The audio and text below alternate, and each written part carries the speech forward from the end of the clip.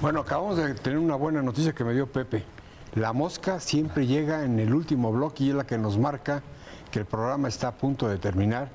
Es la que Pero no me aviso. gustaría dejar el programa si antes no tocamos el tan polémico tema de Humberto Moreira, no nada más por lo que significa Humberto Moreira y Coahuila y todo eso. A mí me preocupa las declaraciones del secretario de Hacienda. Yo nunca las había visto y tengo muchos años de estar en los medios de comunicación. Yo nunca había visto que un secretario de Hacienda fuese a levantar un acta penal en contra de quien corresponda. ¿Por qué? Porque es el secretario de Hacienda, porque es el candidato o aspirante presidencial. ¿Por qué lo hizo? ¿Ustedes podrían comentarme? Yo vería los riesgos, Luis, en primer lugar, de manejar con la misma mano los hilos de la política y los hilos de la economía. Pues como diría Santiago Krill, la doble cachucha. La doble cachucha. Pues qué grave. Y no lo dice un priista, lo dice un panista como Santiago Krill. Imagínate la negociación del paquete económico. Imagínate el diseño presupuestal del próximo año con un hombre como Ernesto Cordero, que quiere ser presidente de la República, que tendrá sus razones y es una aspiración legítima, aunque yo veo infructuosa desde ahora, pero que a nadie le quepa duda. La información que se ha vertido en el caso de Coahuila, que en efecto es una deuda que rebasa el promedio de la deuda de las entidades federativas, parte precisamente de la Secretaría de Hacienda.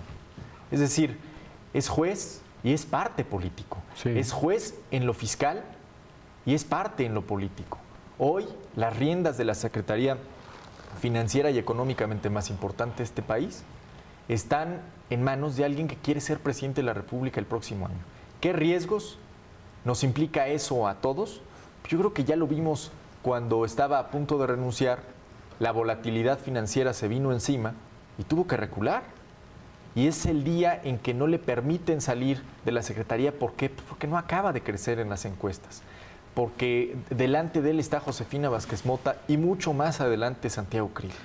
Entonces, la realidad es que si es el plan A y si sigue siendo el plan A del gobierno federal, en realidad parece un plan desahuciado, pero que, ojo, traerá costos también como un boomerang que se va a regresar al gobierno federal, porque cada información que hoy se ha publicado sobre el gobierno de Coahuila, con toda la intención y el destinatario de Humberto Moreira, presidente nacional del PRI, tendrá que acusar el recibo de dónde salió esa información. Y esa información sale justamente de la Secretaría de Hacienda. Entonces, qué terrible, ¿eh? Es el manejo político del asunto económico, es el manejo político de los números. Yo creo que los ciudadanos, en este caso los ciudadanos de Coahuila, tienen todo el derecho a saber cuánto deben, ¿no? Tienen todo el derecho a saber cuánto más tienen que pagar. ¿Cuántos años, no? Y cómo se puede pagar esa deuda, sin duda. De ahí a transformar esto en el obús en contra del presidente nacional del PRI porque ha sido crítico en contra del gobierno federal, bueno, me parece una estrategia burda, eficaz. O porque es presidente de un partido, ¿eh? O porque es presidente de un partido. Burda, sin duda eficaz, pero también pasajera.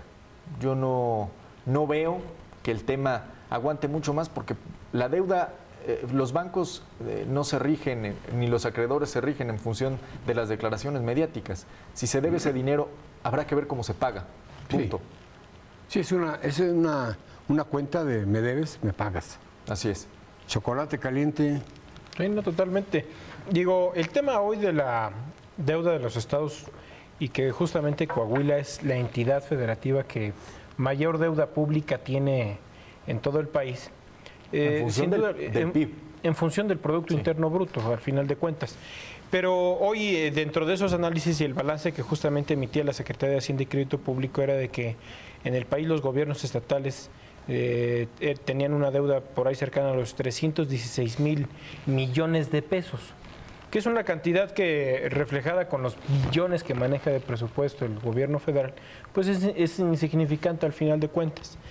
Creo que al final de cuentas, como le llegaron a preguntar a Enrique Peña Nieto, oiga, ¿y qué opina de la deuda de Coahuila y de su presidente de su partido. Seguramente Humberto Moreira tendrá alguna respuesta para poder contestárselas a ustedes, ¿no? O sea, tampoco es un tema que tenga que comprar y que tenga que castigar al PRI por una situación porque en la que lógicamente se puede transparentar. Al final, Roberto, estos abusos no van contra Moreira, ¿eh? No, lo que se busca es deteriorar la imagen de Enrique Peña Nieto.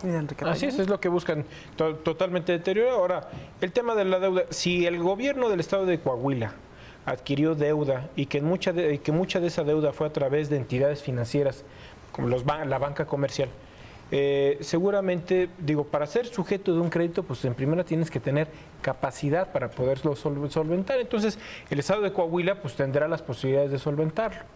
Entonces, tendremos que revisar mucho el tema posiblemente de la capacidad presupuestaria que tiene el estado de Coahuila, y posiblemente tendrá, yo creo que debe de quedar perfectamente constancia en el ejercicio de gobierno que posiblemente hizo Humberto en el estado de Coahuila, en razón de las obras. Ahí está la clave. Pero mira, ¿qué hizo con ese dinero? ¿Qué hizo con ese dinero, no? Y si se vio reflejado en un impacto social de infraestructura, de centros de desarrollo, de salud, todo eso, yo creo que está bien aplicada, pero cuando, decía Pepe, cuando se contrata deuda simplemente para mantener el status quo, pues sin duda alguna creo que es fatídico el desenlace. Pero creo que el estado de Coahuila ha sido una de las entidades que seguro ha reportado un desarrollo muy por arriba de la media nacional, y que sin duda alguna puede poner el punto en el que esa deuda contratada simplemente se aplicó de manera correcta en la infraestructura y en las acciones de gobierno que emprendió. Pues Carmen, a ti y a mí nos queda nada más ver hacia los dos lados, la corbata roja, la corbata azul, cómo habla uno, cómo habla el otro, defendiendo posiciones o atacándolas. Y yo creo que, como decía Pepe, esto debe estar muy fuera de los colores, ¿no, Pepe? Pero además, tu corbata está muy bonita, fuera de los colores, te compro el argumento, fuera de los colores, que quieren hablar de números como argumento de campaña en la Secretaría de Hacienda. Hablemos de números. Mira, la deuda de los estados en total representa 320,000 millones de pesos. Así es. La deuda de Coahuila por ahí de 32,000. El gobierno federal en los últimos 10 años ha ejercido un presupuesto, al menos el último, en comparación del último que ejerció Zedillo, de 3 veces más. Pero además tuvo 1,5 billones de excedentes, contando los petroleros. Es decir, en términos de lo que se ha tenido para ejercer en gasto público, no hay referencia, no hay parangón. Sin embargo, la deuda interna, la deuda pública, creció hasta llegar a los 5 billones. Entonces, redimensionemos. Deuda de los estados, 320,000 millones de pesos. Deuda pública federal, 5 billones de pesos, con una tasa de crecimiento promedio anual en los últimos 10 años de 1.7% del Producto Interno Bruto. Perdónenme, si hacen un análisis de productividad, creo que en términos económicos se ha hecho mucho más, se ha hecho mucho menos con más. Se ha hecho menos en términos de desempeño económico con muchos más recursos. Luis, han sido los años de la bonanza petrolera, han sido los años de los excedentes presupuestales, y la pregunta es, ¿qué le hicimos a ese dinero? Porque hemos hablado mucho de las reformas necesarias para tener más presupuesto. Bueno, la realidad, y si nos atenemos a los números, es que ya tuvimos más presupuesto. Hoy ejercemos un presupuesto del triple del de 1999. ¿Y qué le estamos haciendo al dinero? ¿Qué es pilfarrando? Y además, la deuda, insisto, hoy se acerca a los 5 billones de pesos, sin contar Pidiregas y la deuda de Comisión Federal de Electricidad. Entonces, si hablamos de deudas, yo creo que también tendríamos que analizar cómo en el sexenio de Vicente Fox, y no frenó en el sexenio de Felipe Calderón, el gasto corriente se disparó de manera significativa. Y tan solo una bandera histórica de Acción Nacional, que era reducir la alta burocracia, la burocracia que era pues ícono y casi caricatura del viejo régimen. Por favor, a ver un dato. De plazas de director general a subsecretario y homólogas, de 4,000 plazas que había en el 2000, hoy hay más de 8,000. Plazas de 8,000 plazas que representan cada una sueldos de 150,000 pesos, para arriba. Entonces, y todas las prestaciones que conlleva. Con todas las prestaciones de ley, evidentemente que no tienes que preocuparte por ir al seguro.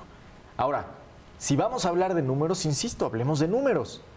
Pero si hablemos de deuda y vamos a decir que la deuda de las entidades federativas pone en riesgo las finanzas públicas y la salud de las finanzas públicas, yo creo que simplemente estamos exagerando en un afán político de hacer crecer al candidato Bonsai, que por más cariño presidencial que recibe, no crece en las encuestas. Yo escuchaba a Moreira y él decía que de hecho esta demanda que habían interpuesto había sido hace 2 meses, y que había sido una deuda contraída en el gobierno actual, ya no tanto en el de él.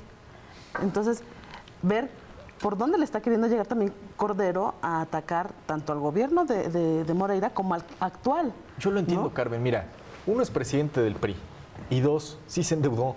Sí. Vamos. Sí, no, la deuda existe. Como las dos son realidades, como muchas otras entidades federativas. Sí. Lo que yo de verdad me parece importante debatir y rebatir, es decir, que la deuda de las entidades federativas hoy pone en riesgo las finanzas públicas nacionales, como ha dicho el gobierno federal. Eso definitivamente no es cierto. Por favor, eso es una falsedad. Lo que sí es cierto es que en este país ya debemos hablar de reformas de ingresos, reformas a los egresos y a la deuda. Pero si no hablamos en un balance, que es la reforma hacendaria, ¿cómo vamos a estar haciendo parcialidades? Siempre nos dejamos algún renglón sin analizar. No nosotros, por supuesto. Sí, no, ahora, hay un dato interesante. Al corte de junio del 2011 fueron 11 entidades las que reportaron un nivel de endeudamiento en el país por habitante superior al promedio nacional. La lista la encabezó en primer término Nuevo León, quien ascendió un peldaño luego de ser la segunda entidad más endeudada por cabeza, per cápita. ¿Esto según quién? Nuevo León, el estado de Nuevo León. Y después de ahí le siguió Quintana Roo, el Distrito Federal, Sonora, Chihuahua, Nayarit, Michoacán, Coahuila, Baja California, Jalisco y Baja California Sur. Esto significa que todas las entidades federativas, todas, sin lugar a dudas, estas son las más endeudadas, pero adquieren deuda. Y la deuda bien controlada, bien manejada, bien administrada y bien aplicada en los términos de infraestructura y desarrollo social, es posible sin duda alguna que se pague. Digo, si hay calificadores de riesgo. ¿En qué los usan? ¿En qué los usan? Porque pero ese tipo de dineros a una campaña es fatal, ¿eh? Sí, claro. Claro, totalmente. Carmen, llegamos al final. Así es, el tiempo se ha terminado. Pepe, Roberto, muchas gracias. Ingeniero, muchas gracias. A usted que nos hizo favor de sintonizarnos un sábado más en un programa de esta mesa de diálogo y análisis, le agradecemos. El próximo sábado lo esperamos en punto de las 9 de la noche en un programa más de Visto Bueno TV. Que tenga excelente fin de semana.